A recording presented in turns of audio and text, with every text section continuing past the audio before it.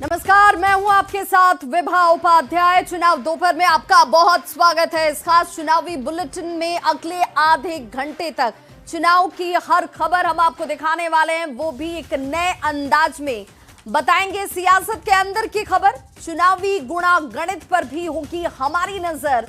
चुनाव दोपहर मतलब चुनाव से जुड़ी हुई हर खबर।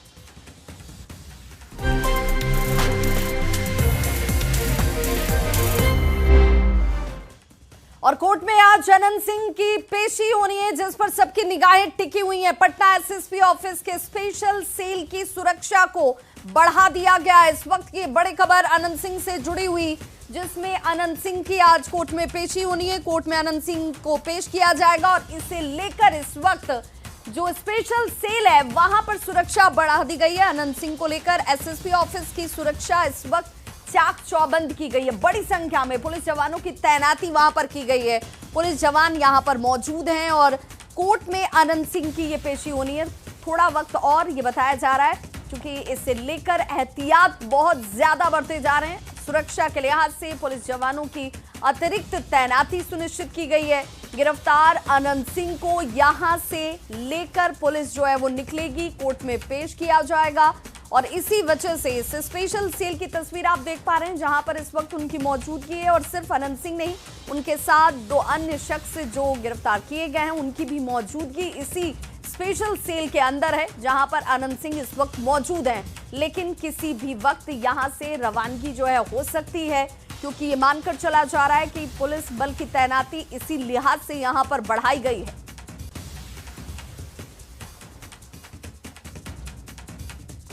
तो बिहार डीजीपी विनय कुमार ने दुलारचंद यादव हत्याकांड में जेडीयू के मुकामा प्रत्याशी अनंत सिंह की गिरफ्तारी पर कहा है कि जांच इस वक्त भी चल रही है।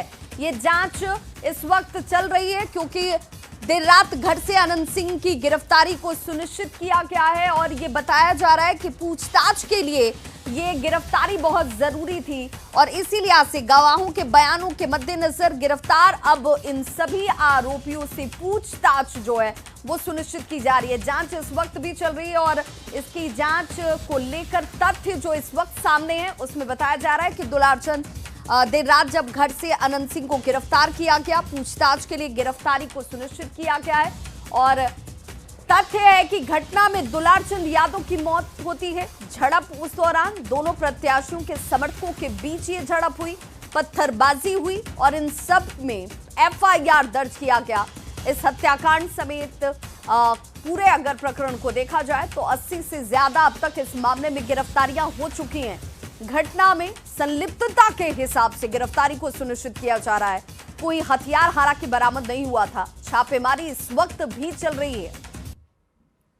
जब आपने उनको गिरफ्तार किया देर रात, क्या किसी तरीके का कोई रेजिस्टेंस था, किसी तरह का कोई प्रोटेस्ट था उनकी तरफ से? कैसे? नहीं, कोई प्रोटेस्ट, कोई प्रतिरोध नहीं था।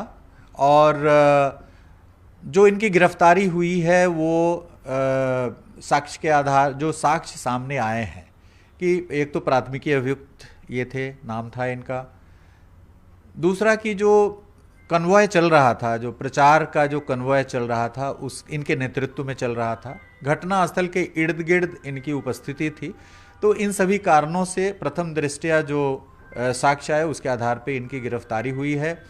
और घटनास्थल पर आपने देखा होगा कि चुनाव आयोग की पैनी नज़र इस घटना पे है। और जैसे ही घटना हुई है उसके बाद हम लोगों ने इसमें जो स्थानीय पुलिस पदाधिकारी हैं, थानाध्यक्ष हैं, अनुमंडल पुलिस पदाधिकारी हैं, इन सबों की भूमिका की पड़ताल की।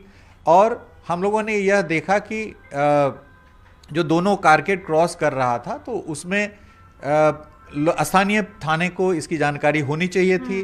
स्थानीय थाना प्रभारी इसको आए हैं, वो घटना की जानकारी होने के बाद तुरंत पहुंच गए 5-7 मिनट के बाद। लेकिन पूर्व से उनको जानकारी होनी चाहिए थी कि जब 2 घंटे 2.5 घंटे से जदयू के प्रत्याशी अनंत सिंह वहाँ पर उपलब्ध थे तो उनको इर्द गिर्द में होना चाहिए था, लेकिन वो नहीं थे।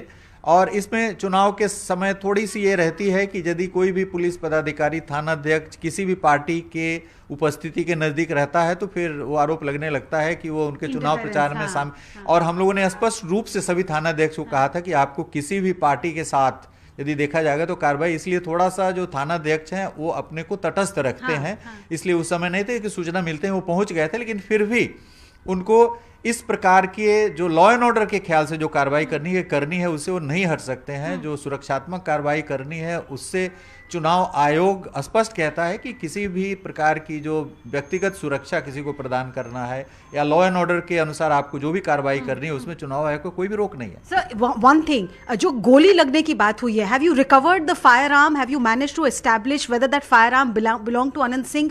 क्या फायर आर्म को लेकर कोई कंक्लूजन पे पहुंचे? नहीं, देखिए, फायर आर्म के संबंध में अभी तक जो पोस्टमार्टम रिपोर्ट में आया है उसमें आया है कि जो एक गोली इनके पैर के सबसे निचले हिस्से में एंट्री वुंड भी है, एग्जिट वुंड भी है, थ्रू हो गया है। उसके बुलेट्स घटनास्थल से काफ़ी फॉरेंसिक टीम भी खोजी है, क्योंकि घटनास्थल काफ़ी विस्तृत है, करीब 1 किलोमीटर में फैला हुआ है और दोनों ही तरफ पूरा वाटर लॉक्ड है। तो जो बुलेट का पार्ट होना चाहिए वो नहीं मिला है वहां पर। तो हम लोग casing has not been recovered. हम लोग आर्म्स के बारे में भी पता कर रहे हैं कि कैसे वो पैर में जो गोली मारी गई है वो कैसे मारी गई है, किसने मारी है, इन सभी बिंदुओं पर अनुसंधान चल रहा है। सर, अनंत सिंह की जब गिरफ्तारी हुई, पिछले 5-7 घंटे से उनकी पूछताछ हो रही है, क्या उन्होंने माना है अपना रोल इस पूरे क्राइम में? His presence has he acknowledged? नहीं, इस संबंध में अभी पटना पुलिस पूछताछ कर रही है उनसे, और ये हम लोग जो सीआईडी की टीम है और लोकल पुलिस की टीम है, इन सभी बारीक बिंदुओं पर अनुसंधान। और चलिए अब आपको जल्दी अनंत सिंह की गिरफ्तारी को लेकर इनसाइड स्टोरी क्या कुछ रही समय दर समय वो बताते चलते हैं। देखिए, बाढ़ पहुंची थी पुलिस टीम जो है वो पटना की, तकरीबन 11:10 का वक्त था जब वो बाढ़ में मौजूद थी। 100 से ज्यादा पुलिसकर्मी देखिए 11:10 पर वहां पर मौजूद होते हैं। अनंत सिंह को गिरफ्तार किया जाता है, वक्त होता है 11:45 का, और उनके साथ उनके 2 साथी जो उस वक्त घटना के दौरान भी मौजूद थे वो पकड़े जाते हैं। पटना डीएम और एसएसपी ने इससे लेकर एक प्रेस कॉन्फ्रेंस भी की और इसकी पुष्टि कर दी। 1:30 बजे के आसपास का वक्त बताया गया। तो ये समय दर समय कि आखिर टीम पहुंची और बहुत गोपनीय तरीके से ये पूरी कार्रवाई को अंजाम दिया गया, जिसमें अनंत सिंह जहां पर रहते हैं वहां पर टीम पहुंचती है। 100 पुलिसकर्मियों की मौजूदगी उस टीम में होती है और उसके बाद उन्हें पकड़ा जाता है। अब देखिए जरा रात से लेकर अब तक क्या कुछ हुआ है। दुलारचंद को लेकर हत्याकांड मामले में मोकामा से जेडीयू के प्रत्याशी अनंत सिंह को गिरफ्तार कर लिया जाता है।